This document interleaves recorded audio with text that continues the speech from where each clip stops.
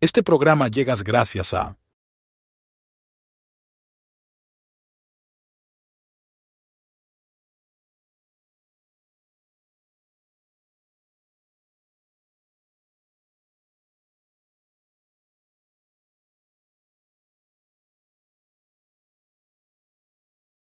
Bienvenidos a otro episodio del Otro Podcast. Hoy con un tema de sumo interés y darle gracias a quien hace posible la realización de este proyecto, a nuestros patrocinadores. El tema de hoy, un tema que yo considero que a pesar de la importancia que tiene, es un tema que no se le presta la importancia que amerita. Y para ese tema tenemos a una persona que es experto en la materia, aparte de que es una persona que goza de mi admiración y mi aprecio. Hoy vamos a hablar sobre las demandas al personal de salud, más bien a los médicos, con el licenciado Tomás Eduardo Beliar. Si digo así, probablemente ustedes no sepan quién es, pero cuando yo le diga que es Chichi Beliar, van a saber quién es. Bienvenido, licenciado.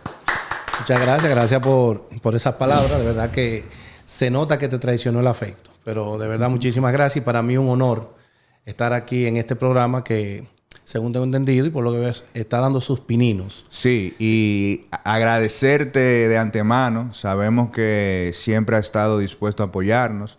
Y sí, este es el segundo episodio del Otro Podcast. Bueno, vamos a ver si es verdad que la segunda parte son mejor que la primera. Claro que sí, claro que sí.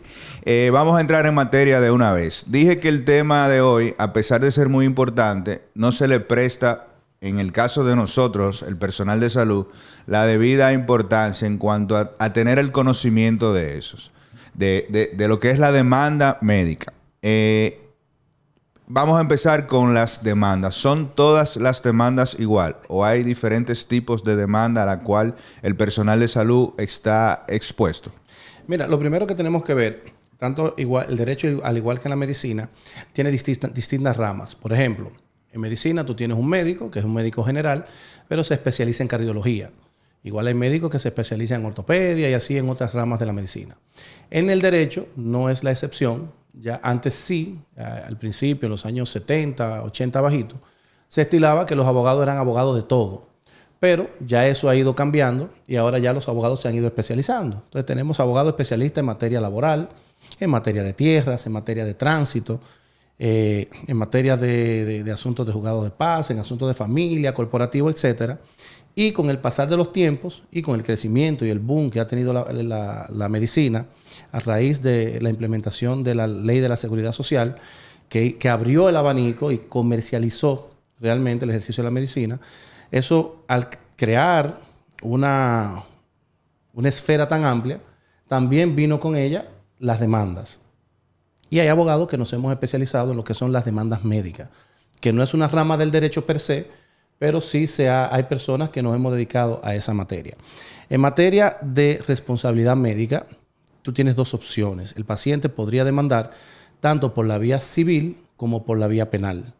Por la vía penal solamente tiene la opción de demandar por golpes y heridas que no causan la muerte o por homicidio involuntario, cuando el paciente fallece. Esto es algo que lo hemos discutido mucho, incluso lo hemos hablado con las sociedades especializadas y con el colegio médico, porque entendemos que es muy cuesta arriba tú someter a un médico por un homicidio involuntario, sin importar de que en la génesis, en la etimología de la palabra, realmente hay una persona que falleció. Pero si lo vemos desde el punto de vista que la intención del médico es curar, como que es muy fuerte esa acusación en ese sentido. Pero lamentablemente esa es la vía que tenemos. En ese escenario, tú podrías demandar por la vía penal, apoderando al fiscal, que es el juez de la querella, interponer una querella contra ese médico. El fiscal va a investigar cómo sucedieron los hechos y tiene la facultad ya de decidir si presenta una acusación contra ese médico o no. Si entiende que hay méritos, que el médico ha violado la norma y que ha causado un daño y que ha violado la norma penal, pues entonces presenta la famosa medida de coerción para determinar garantizar que el médico se presente al proceso y luego de ahí ya inicia lo que es el proceso penal. En caso de que el fiscal entienda que esa querella que se ha interpuesto no tiene los méritos suficientes para sostener una acusación penal, pues entonces simplemente archiva la querella y el expediente ya quedaría básicamente ahí. La otra opción, hay unas particularidades que tiene el proceso penal, pero no es la idea de eso. Hay opciones de que tú podrías objetar y no entraríamos en un proceso muy técnico. Pero en esencia esa es la parte cómo pueden ejercer la acción penal. En la materia civil, si tú entiendes que el médico violó la norma o que te causó un daño, pues entonces apodera directamente al juez y te invita a un proceso judicial. Una vez apoderado el juez, no tiene que pasar por ningún filtro, simplemente te notifica la demanda, tú tienes que hacerte representar por abogado y ya inicia un proceso donde van a ir a un tribunal, donde un juez va a instrumentar el proceso, se van a presentar las pruebas que el demandante tiene, el paciente, para demostrar que el médico cometió una falta, el médico tendrá la oportunidad de defenderse, el juez será el árbitro, y luego que se escuchen las partes, que se haga un peritaje, que se ordenen las medidas que sean pertinentes para el caso particular. Luego concluyen las partes y luego el juez emite una sentencia. ¿Qué diferencia tienen estos dos procesos? En materia penal tenemos el filtro del fiscal, que tiene que pasar por el fiscal. Y segundo, lo que se persigue es una pena privativa de libertad. Si tú como médico violaste la ley en el aspecto penal, pues el juez puede condenarte a una pena privativa de libertad. Es decir, te puede condenar a una prisión según las disposiciones del código, según lo que se demuestre el daño que tú has causado, qué tipo de delito tú has cometido. Evidentemente, el proceso penal tiene la peculiaridad que tú puedes, dentro del proceso penal, también pedir una indemnización, que es lo que se llama constituirse en actor civil. Entonces tú también, al mismo tiempo que pides una condena, también tú pides una indemnización. En este proceso, el imputado, o sea, el médico que ha sido demandado por la vía penal, que se llama el imputado, tiene que estar presente en todas y cada una de las audiencias. Pero es un proceso muy técnico. En materia civil, no tengo el filtro del fiscal, yo apodero directamente, tenga razón o no, y el juez tiene que conocer mi demanda. Cuando instruyamos el proceso, el juez tiene la potestad de decidir si tiene méritos o no, con las pruebas que le han aportado, y lo que se persigue meramente es una reparación económica. En la materia civil solamente se busca la reparación económica, una indemnización, y en este proceso el médico no tiene que estar presente en las audiencias. Está representado por su abogado, salvo algunos casos que la ley establece que el tribunal pide que las partes vayan a comparecer y explicarle al juez a viva voz lo que tienen que decir al respecto. Bien. ¿Puede en ese proceso de demostrarse culpabilidad o inocencia, el profesional de la salud puede ejercer? Claro. Mira, hay un principio constitucional que dice, nadie puede ser juzgado sin antes ser debidamente escuchado y sometido al debido proceso que establece la ley. Eso es lo primero. Y segundo, también hay un principio fundamental que todos conocemos, que es la presunción de inocencia. Todo el mundo es inocente hasta que se pruebe contrario. Yo soy inocente hasta que tú me demuestres que yo cometí una falta. Eso es lo primero. Segundo, recuerda que la finalidad del médico es curar.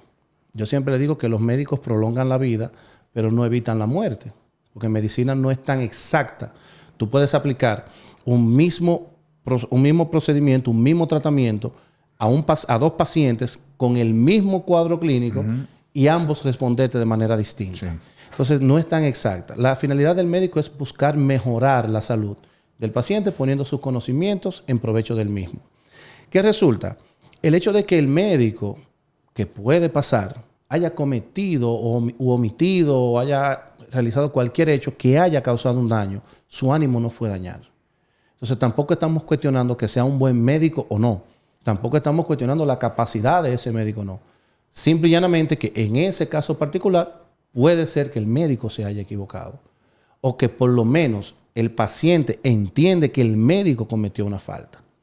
Evidentemente, aunque sea condenado, a menos que un tribunal le revoque el exequatur, lo que no tengo conocimiento de algún precedente de eso, puede ser que haya habido alguno, pero en la jurisprudencia reciente, por el ejercicio de la medicina per se, no conozco que eso haya sucedido. Podría suceder. Podría. En un caso muy particular. Y un colega, un médico, con el mismo caso, ¿pudiera tener las dos demandas? O sea, los dos tipos de demandas. No. Hay un principio en derecho que se llama el principio electa una vía. Si tú elegiste la vía civil, ya tú no puedes dejarla y volver a la penal. Tú tienes un plazo para demandar. En materia civil son 2 años. Hay una discusión con algunos juristas que entienden que es 1 año, que son 6 meses, pero ya la Suprema decidió eso. La relación médico-paciente es una relación contractual, donde se tipifica un contrato perfecto.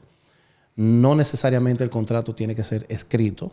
La doctrina lo que establece es que el contrato es un acuerdo de voluntades. Desde el momento que el paciente entra al consultorio y tú aceptaste brindarle tu servicio y él aceptó pagar tus honorarios, hay un contrato. Entonces eso ya la Suprema lo ha definido. Es una relación contractual, tiene 2 años para demandar por la vía civil. ¿Qué resulta? Si yo acciono por la vía civil, incoo la demanda, ya no puedo devolverme para incoar mi querella o mi demanda por la vía penal. Por la vía penal. Ahora, por la vía penal es distinto. Yo puedo iniciar mi acción penal conjuntamente constituyéndome en actor civil, y una vez iniciado el proceso, yo puedo desistir del proceso penal para continuar solamente con la parte civil por lo civil. Eso sí es posible. Pero del civil devolverse a lo penal no es posible. Otra pregunta que yo tengo que me llama mucha la atención. El centro donde yo laboro. ¿Hasta dónde el proceso legal es del médico?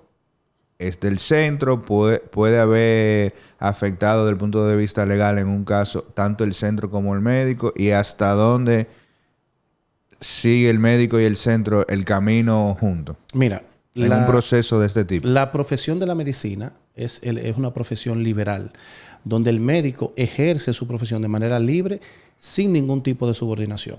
Por ejemplo, tú eres un especialista, tú eres nefrólogo, tú tienes tu consultorio. Tú trabajas en una institución de prestigio. En esa institución tú tienes un consultorio que tú pagas un alquiler. O sea, a ti ninguna autoridad de la clínica te dice, mire, doctor Cruz, usted tiene que tratar a este paciente bajo esta directriz. No. Usted ejerce su profesión en base a la experiencia que usted tiene y usted es responsable de sus hechos. Como no existe un vínculo de subordinación, la clínica no te impone cómo tú debes ejercer. Tú eres un médico que pagaste un dinero para pertenecer al staff y alquilar un consultorio donde tú vas a brindar tu servicio. Entonces, tú eres responsable de tu proceder. Entonces, ¿cuándo es responsable la clínica? Cuando el hecho que causó el daño, o que se alega que causó un daño, lo ha ejercido un personal que tiene un vínculo de subordinación con la institución. Por ejemplo, cuando el médico es empleado de la clínica, en ese caso sí trabaja bajo una subordinación. ¿Por qué?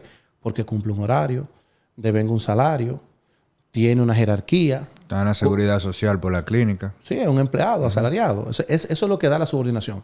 En tu caso, tú no tienes que cumplir un horario. Tú vas a tu consultorio en las horas que tú quieras ejercer, dar consultas. A ti no te pagan un sueldo. Tú lo que cobras es por los servicios que tú prestas a los pacientes y a las ARS. Entonces, esa es la diferencia.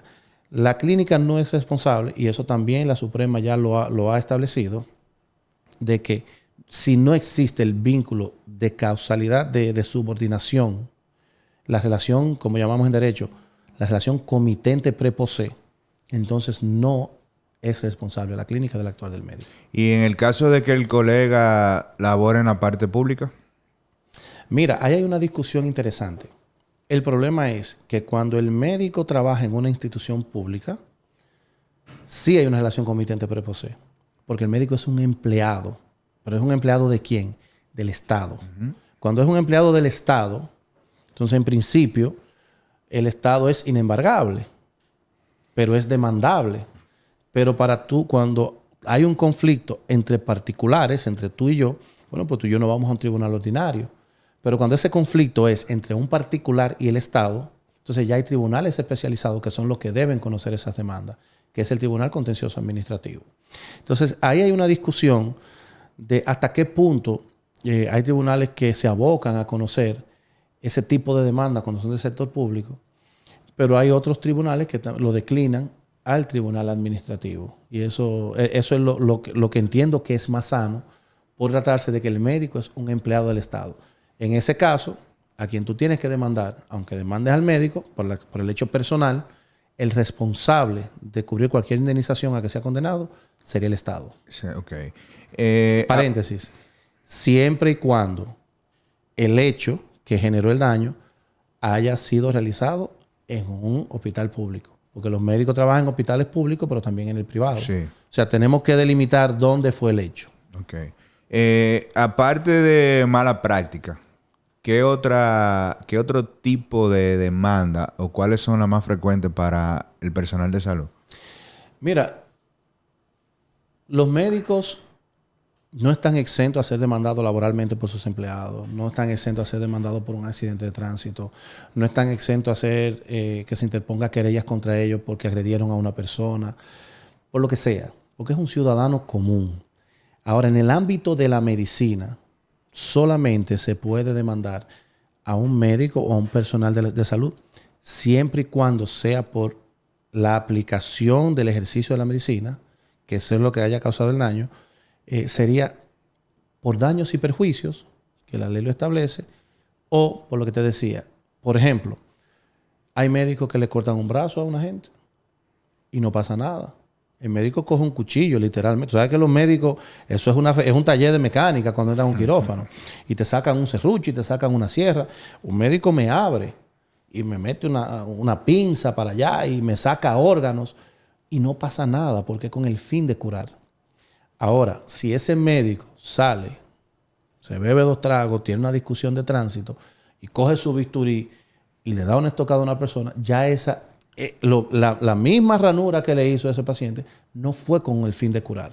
Entonces, para tú demandar por la vía penal, por eso decía, golpes y heridas que no causen la muerte o el homicidio involuntario.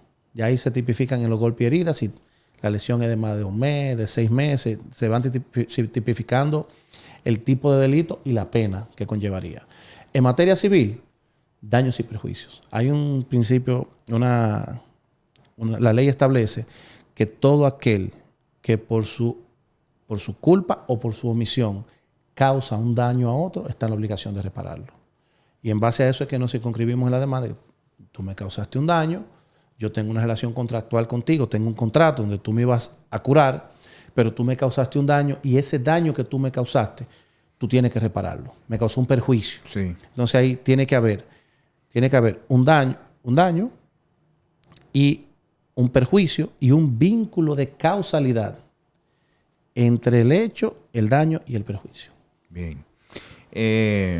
Si en un caso hay varios médicos, como se da, que hay varios casos donde tenemos la oportunidad de trabajar 4 y 5 especialidades diferentes, y hay uno de los colegas que presenta o que le presentan una demanda, ¿cómo se maneja eso los demás colegas? Mira, yo soy de lo que sostengo que ya la medicina individual no existe. Ya la medicina en equipo, que hace 15 años nosotros empezamos a hablar de eso, que se empezó a estilar, antes era la excepción. Ya no hay forma, es muy difícil que tú tengas un paciente tú solo. Siempre hay un cardiólogo, siempre hay un neumólogo, siempre, o sea, es la medicina en equipo, sobre todo en los pacientes que se internan. Porque quizás tú como cirujano haces una intervención de tu especialidad de nefrología, pero el paciente se complica, ya el paciente va a cuidados intensivos. Sí. Aunque tú eres el médico cabecera, quien lo va a seguir es el intensivista. Pero resulta que el paciente, por el tiempo de encamamiento que tiene, te hace una neumonía. Ya entonces entra el neumólogo. O sea, ya la medicina en equipo es la realidad y es lo que se estila. Entonces ahí va a venir, cuando hay multiespecialidades trabajando un mismo paciente, va a depender de la destreza, tanto académica como la solvencia moral y ética que pueda tener el abogado. Cuando tú ves que en una demandan al médico, al portero, a la enfermera, al guachimán, al vecino, de repente tú lo ves y tú dices, mira, ya para mí eso pierde credibilidad. Porque tú lo que estás buscando es ver si alguien mete al medio al otro o alguien se equivoca. La patada del abogado, como se dice. La patada del abogado, correcto. Entonces, no digo que en un caso no pueda haber que 2 especialidades cometan un error o un error continuo, que yo cometo el error, pero tú que sigas al paciente no te percatas, podrías incurrir en una responsabilidad, podría pasar, pero la responsabilidad es individual.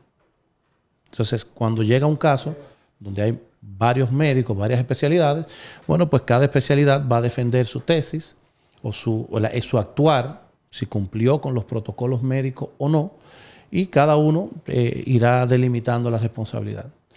Ojo, el 97-98% de la demanda por negligencia médica o por supuesta mala práctica médica, no existe tal mala práctica. Es porque la gente entiende que cuando se obtiene un resultado no esperado, el culpable es el médico. Y eso a veces es difícil que los pacientes lo entiendan, pero como te decía ahorita, los médicos no son Dios. O sea, ustedes lo que tienen que demostrar o tendrían que demostrar en una demanda es que tú violaste el protocolo, fuiste negligente, imprudente o trabajaste con impericia. La imprudencia es cuando tú haces algo que no debiste hacer y lo hiciste. Por ejemplo, si tú vas a operar a un paciente, tú tienes que tener su prequirúrgica, tú tienes que tener un hemograma. Entonces, si tú no tienes esos requisitos mínimos que te requiere el protocolo y tú lo entras a cirugía, tú fuiste imprudente. Sí. Entonces, negligente es cuando tú tienes que hacer algo y no lo haces. O sea, hay una diferencia en eso. Y la impericia ya, que tú no tienes la capacidad. Pero te digo, es muy raro ver casos donde realmente hay una mala práctica per se.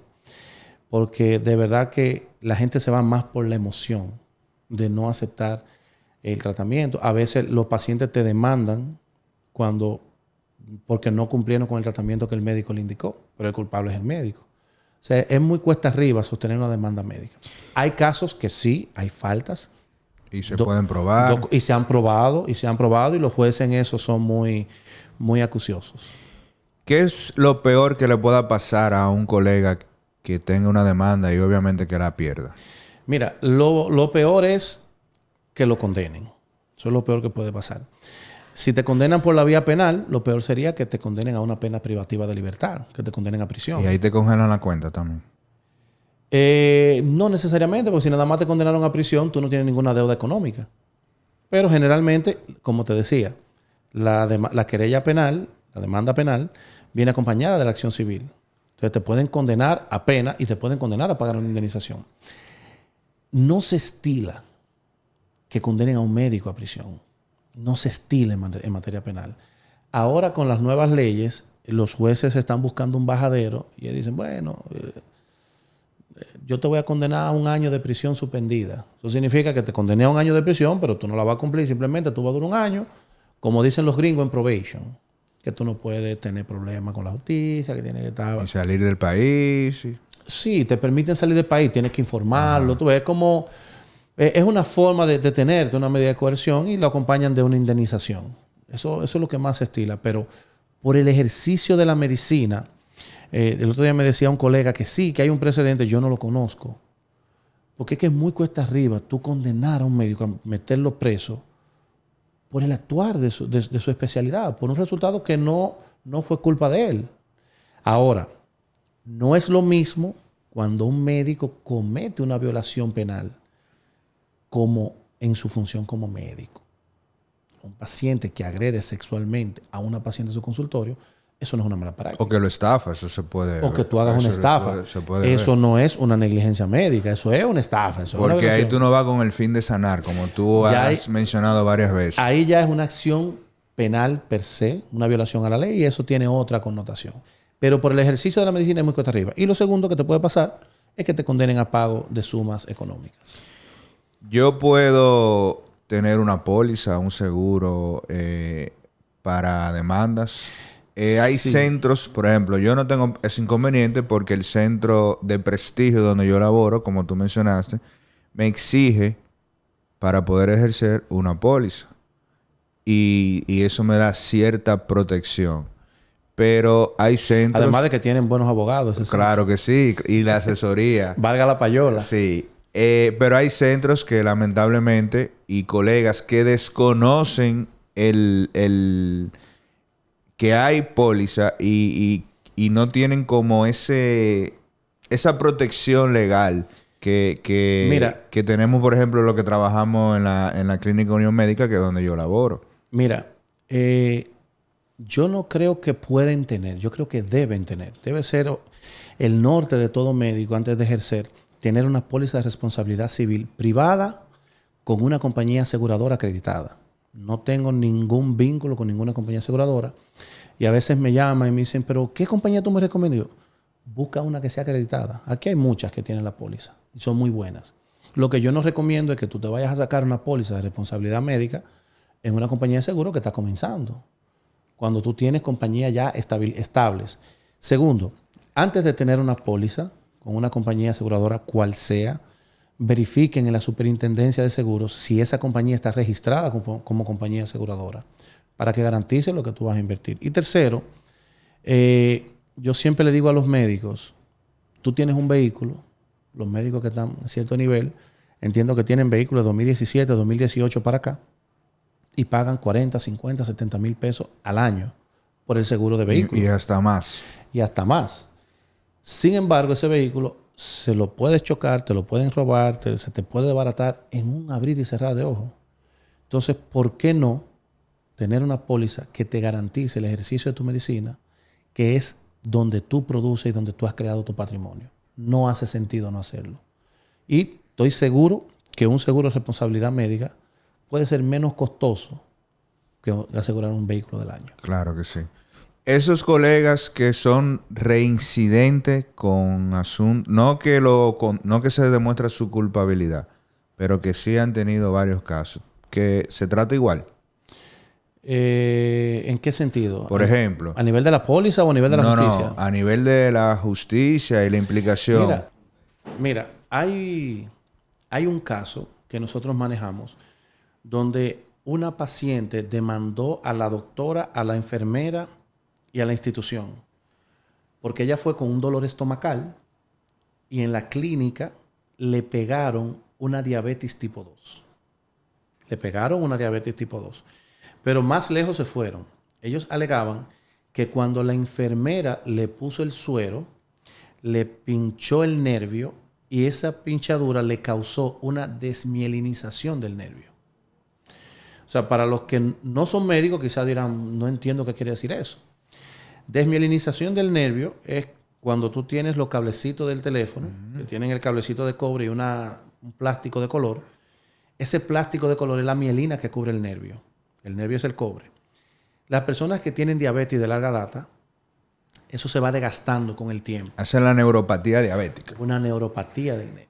Entonces, eso se va desgastando. Eso es imposible que tú lo puedas causar con una punción. Pero segundo, es imposible que tú puedas pegarle la diabetes a una gente. Sin embargo, fue demandada esa doctora. Nosotros duramos 5 años. Estamos en la Suprema. Estamos hablando que la Suprema decida. Pero perdieron en primer grado, perdieron en segundo grado. Y es una demanda que no tiene ni pie ni cabeza. Después nosotros pudimos demostrar que la paciente tenía 15 años siendo diabética, pero que ella no se lo había dicho al seguro. Y al ponerlo en el seguro le causó por una daño, preexistencia. Por una preexistencia. Y ella tenía esa situación con el seguro. Entonces, es muy cuesta arriba que tú le sostengas a un médico que fue sometido a un escrutinio ante un juez y que haya salido que no cometió ninguna falta, que tú tengas algún prejuicio con él. Lamentablemente, los médicos siempre van a estar expuestos a la demanda. Yo le digo a los médicos, no tienen que tener miedo. Simplemente cumplan con los protocolos, obtengan su consentimiento informado, hagan lo que ustedes hacían cuando eran residentes, escriban, tengan buena asesoría de médicos cuando se les presente cualquier duda o cualquier inquietud. Buscar asesores legales que lo puedan orientar, cómo manejar el caso. Y muy importante, nunca ver a la institución como el enemigo. La institución No, al contrario. La institución es tu aliada.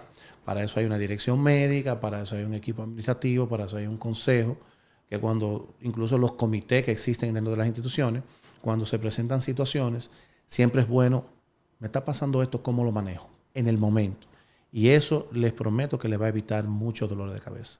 Yo puedo contrademandar. Por ejemplo, ese caso que tú mencionaste prácticamente es algo absurdo. Incluso la paciente estafó al seguro porque le omitió un dato importantísimo. Yo como médico ya se demostró mi inocencia. pero ese trayecto yo me afecté, dejé de ir al consultorio, afectó mi imagen, hasta emocionalmente pude estar afectado. ¿Yo puedo contrademandar? Esa es la pregunta que más me hacen. Legalmente sí puedes. Puedes hacerlo. Eso se llama una demanda reconvencional. Tú me demandaste a mí, yo en el mismo proceso te demando a ti y el juez va a tener, no solamente que me va a descargar, sino que también yo quiero que te condene. Legalmente eso es posible. En materia médica yo no lo recomiendo. Ok. Después ya en una consulta te explicaría más, sí. pero no lo recomiendo. Yo creo que el mejor resultado para un médico es la satisfacción de que su caso sea conocido y que sea absuelto o descargado. Ya para terminar, ¿qué tú recomiendas? Dime recomendaciones para los centros, los colegas que están empezando. Hay muchos colegas que hacen su especialidad afuera y vienen a establecerse aquí. Quizá el sistema no es igual. ¿Qué recomendaciones ya para terminar? Mira, lo primero que yo recomiendo es una buena relación médico-institución. Eso es vital. Siempre tener la confianza de acercarse a la dirección médica, siempre a la institución. Tener buenos asesores legales que conozcan la materia, que cuando se te presente una situación tú puedas decir, mira, ¿qué hago? Me está pasando esto. Y lo más importante es hacer lo que establecen los protocolos. Escribir, no utilizar abreviaturas. Cuando tú pones una indicación, eso de seguir tratamiento igual, se presta mucho a confusión. Verificar, siempre escribir con letras claras, las órdenes, las evoluciones, tener todo eso claro. Y tener una buena relación con el paciente y los familiares. Ustedes no se imaginan lo importante que es esa parte humana cuando el médico tiene empatía con el paciente. No es que tú vayas a ser su mejor amigo, pero que tú entiendas que ese paciente no está ahí porque quiere estar de fin de semana en la institución. Ese paciente tiene un problema de salud. Sus familiares tienen un problema de salud. Encima de eso, uno a veces el médico no conoce la situación económica por la que están atravesando. Y a veces hasta un mal comentario. Yo les digo a los médicos, yo entiendo que tú eres un ser humano, que tienes problemas en tu casa, que tienes deuda, que tienes problemas con la esposa, que tienes situaciones con la institución. Es normal.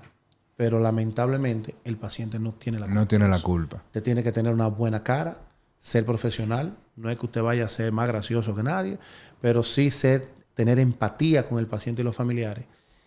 Dar la cara, informarle al paciente. Siempre, siempre, siempre obtener el consentimiento informado con tiempo. Explicarle al paciente todo, pronóstico, diagnóstico y expectativas. Y yo creo que con esas recomendaciones es suficiente. Quedan blindados. Y obviamente tener una buena póliza de responsabilidad civil. Sí. Si algún colega o algún centro de salud quiere contar con tus servicios, ¿cómo lo puede hacer? ¿Cómo te localiza? ¿Dónde puede buscarte? El nombre mío los datos míos son muy públicos, pero nuestra oficina, Dr. Tomás Beliar y Asociados, estamos en la República de Argentina, al lado del Colegio de Abogados, y nuestros teléfonos son 809-971-9701. Ahí nos pueden localizar. Y ya con la referencia suya que lo llamen, entran por el carril de adentro. Darle las gracias al licenciado Tomás Eduardo Beliar, Chichi Beliar. Creo que el tema ha sido bien explicado. Todavía tenemos nosotros los colegas que empapan un poco más de eso, porque es muy importante. Y más los que no tienen, los que no trabajan en centros que tienen esa estructura bien organizada. Darles las gracias. Recuerden seguir apoyando este proyecto, suscribiéndose, compartiendo el contenido y dejando su comentario. Y recuerden, cualquier asesoría legal desde el punto de vista médico pueden contar con los servicios de el licenciado Chichi Beliar. Muchas gracias. Concluimos en el día de hoy. Hasta una próxima entrega del otro podcast. Este programa llega gracias a